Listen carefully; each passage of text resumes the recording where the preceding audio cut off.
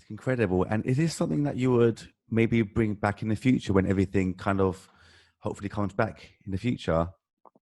Potentially. So I certainly, I'm sort of thinking of being a one-man band originally when I created the organisation. I'm not missing the stress of having to sort of work out what to do during COVID. I think it's a headache Yeah. I'm very glad not to have. But the reason sort of it did stop was sort of now then getting more questions about how we got all this attention and the lessons I learnt, and sort of finding a new avenue. So it was more that it was me going off on a different path. But I'm certainly not ruling out it being something in the future. But it's yeah, for the time being at least, it's definitely not going to be going forward because it's this new path that I'm on. Yeah.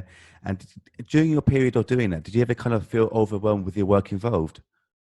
100%. I think it's one of these things where I could spend sort of the entire interview saying how amazing it was and all these shiny things we achieved, but equally sort of the grunt work that goes in and sort of nothing sort of prepares you, and no sort of entrepreneur book will prepare you for when everything goes wrong and sort of staring into the abyss of your computer at 3 a.m. and having cocked up on something. It's those moments are quite difficult to sort of pull yourself out of. And there was times where I was living on my own as well from working at home, and sort of after 2 or 3 weeks of not seeing people and sort of saying no to friends' invitations to birthday parties or weddings and things, it's quite a lonely journey at times. I think, and I completely understand it does become really overwhelming. Of course it does. I mean, as an entrepreneur who does so many things, like you mentioned earlier, how do you kind of cope with the stress of doing so many different things at the same time?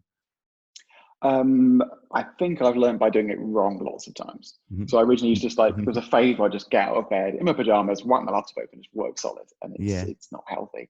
And for a time being, it worked really well, but I've now become much more aware of treating myself as a resource, and that I have to work on myself and how good I'm feeling, or like what I need to function, and sort of as if I was looking after another member of staff who's like featuring burnout or something. So almost giving myself permission to have time out, or sort of realizing that I need to make sure that I go outside, sociable and various bits.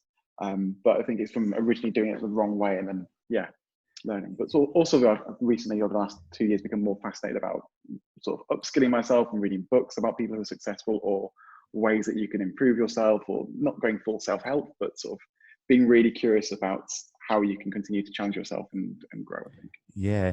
And what kind of books have you read recently that really inspired you?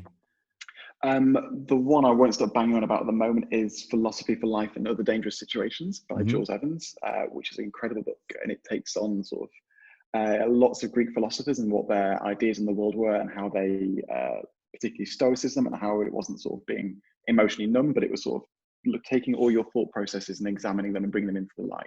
And that's been really interesting. I wouldn't say I've totally sort of subscribed to it, but it's been really fascinating to know that that's an option that you can do, and then you can challenge yourself when you go down that sort of like horrible rabbit hole of like negative thoughts or self-criticizing in these bits. It's nice to sort of realize there's options, and you can kind of be in charge of how you decide to react to things. Of course. That's been one. And not sure how swearing goes in the podcast, so you can swear if you want to. It's the subtle art of not giving a fuck is one of the other books as well. That's a very, very good one.